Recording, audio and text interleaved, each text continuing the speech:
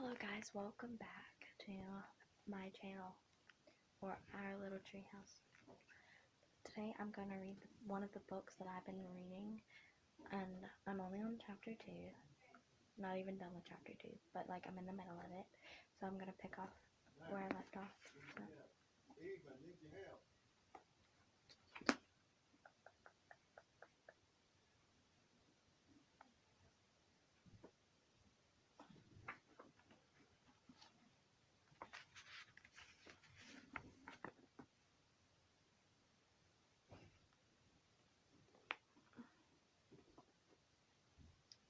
It's dang good of Vernon and Petunia to keep you. Wouldn't have done it myself. You have gone straight to an orphanage if you've been dumped on my doorstep. Harry was bursting to say that he'd rather live in an orphanage than with the Dursleys, but the thought of the Hogsmeade form stopped him. He forced his face into a painful smile. "Don't you smirk at me," boomed Aunt Marge. "I can see you haven't improved since I last saw you. I hope school would knock some manners into you." She took a large gulp of tea, wiped her mustache, and said, "Where is it that you send him again, Vernon?" "St. Brutus," said Uncle Vernon promptly. "It's a first-rate institution for hopeless cases." "I see," said Aunt Marge. "Do they use the cane at St. Brutus, boy?" She barked across the table. Uncle Vernon nodded curtly behind Aunt Marge's back. "Yes," said Harry, then feeling he might as well do the thing properly, he added, "all the time." "Excellent," said Aunt Marge. "I won't have this namby-pamby wishy-washy nonsense about not hitting people who deserve it. A good thrashing is what's needed in 99 cases out of 100. Have you been beaten often?" "Oh, yeah," said Harry, "loads of times." Aunt Marge narrowed her eyes. "I still don't like your tone, boy," she said. "If you can speak of your beatings in that casual way, they clearly aren't hitting you hard enough. Petunia, I'd write, if I were you. Make it clear that you approve the use of extreme force in this boy's case." Perhaps Uncle Vernon was worried that Harry might forget their bargain. In any case, he changed the subject abruptly. "Heard the news this morning, Marge. What about that escaped prisoner, eh?" As Aunt Marge started to make herself at home, Harry caught himself thinking almost longingly of life at number 4 without her. Uncle Vernon and Aunt Petunia usually encouraged Harry to stay out of their way, which Harry was only too happy to do. Aunt Marge, on the other hand, wanted Harry under his eyes at all times, so that she could boom out suggestions for his improvement. She delighted in comparing Harry with Dudley, and took huge pleasure in buying Dudley expensive presents while glaring at Harry as though daring him to ask why he hadn't got a present too. She also kept throwing out dark hints about what made Harry such an unsatisfactory person. You mustn't blame yourself for the way the boys turned out, Vernon," she said over lunch on the third day. "If there's something rotten on the inside, there's nothing anyone can do about it." Harry tried to concentrate on his food, but his hands shook and his face was starting to burn with anger. "Remember the form," he told himself. "Think about Hogsmeade. Don't say anything. Don't rise." Aunt Marge reached her glass of wine. "It's one of the basic rules of breeding," she said. "You see it all the time with dogs. If there's something wrong with the there'll be something wrong with the pup." And she means that in that's another word for a female dog, by the way. At that moment, the wine glass Aunt Marge was holding exploded in her hand. Shards of glass flew in every direction, and Aunt Marge sputtered and blinked, her great ruddy face dripping.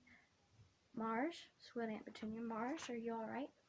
"Not to worry," grunted Aunt Marge, mopping her face with her napkin. "Must have squeezed it too hard. Did the same thing at Colonel Filibuster's the other day. No need to fuss, Petunia. I have a very firm grip." But Aunt Petunia and Uncle Vernon were both looking at Harry suspiciously, so he decided he better skip dessert and escape from the table as soon as he could. Outside in the hall, he leaned against the wall, breathing deeply.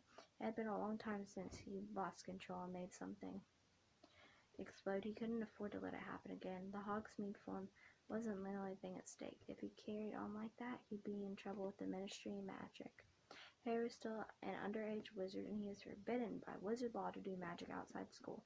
His record wasn't exactly clean either. Only last summer he'd gotten an official warning that had stated quite clearly that if the Ministry got wind of any more magic in Privet Drive, Harry would face expulsion from Hogwarts. He heard that Dursley's leaving the table, hurried upstairs, out of the way. Harry got through the next 3 days by forcing himself to think about his handbook of do-it-yourself broom care. Whenever Aunt Marsh started on him, this worked quite well, though it seemed to give him a glazed look, because Aunt Marsh started voicing the opinion that he was mentally subnormal. At long last, the final evening of Marsh Day arrived. Aunt Petunia cooked a fancy dinner, and Uncle Vernon uncorked several bottles of wine. They got all the way through the soup and the salmon without a single mention of Harry's fault. During the lemon meringue pie, Aunt Vernon bored them all with a long talk about Grunnings, his drill-making company. Then Aunt Petunia made coffee, and Uncle Vernon brought out a bottle of brandy. "Can I tempt you, Marsh?" Aunt Marsh had already had quite a lot of wine. Harry's face was very red. "Just a small one, then." She chuckled. "A bit more than that, and a bit more. That's the ticket." Dudley was eating his fourth slice of pie. Aunt Petunia was sipping coffee with her little fingers sticking out. Harry really wanted to disappear into his bedroom, but he met Uncle Vernon's angry little eyes and knew he'd have to sit it out. "Ah," said Aunt Marsh, smacking her lips and putting the empty brandy glass back down. "Excellent nosh, Petunia. It's normally just a fry-up for me of an evening. With 12 dogs to look after." She burped richly and patted her great tweed stomach. "Pardon me, but I do like to see a healthy-sized boy," she went on, winking at Dudley. "You'll be a proper-sized man, Dudders, like your father. Yes, I'll have a spot more brandy, Vernon. Now this one here." She jerked her head at Harry, who felt his stomach clench. "The handbook," he thought quickly. "This one's got a mean, runty look about him. You get that with dog? I had Connell Lobster down one last year. Bratty little thing, it was weak, underbred." Harry was trying to remember page 12 of his book, "A Charm to Cure Reluctant Reversers." "It all come down to blood, as I was saying the other day. Bad blood will out. Now, I'm saying nothing against your family, Petunia." She patted Aunt Petunia's bony hand with her shoveling-like one. "But your sister was a bad egg. They turn up in the best families." Then she ran off with a wastrel, and here's the result right in front of us. Harry was staring at his plate, a funny ringing in his ears. "Grasp your broom firmly by the tail," he thought, but he couldn't remember what came next. Aunt Marsh's voice seemed to be boring into him, like one of Uncle Vernon's drills. "This Potter," said Aunt Marsh loudly, seizing the brandy bottle and splashing more into her glass and over the tablecloth. "You never told me what you did."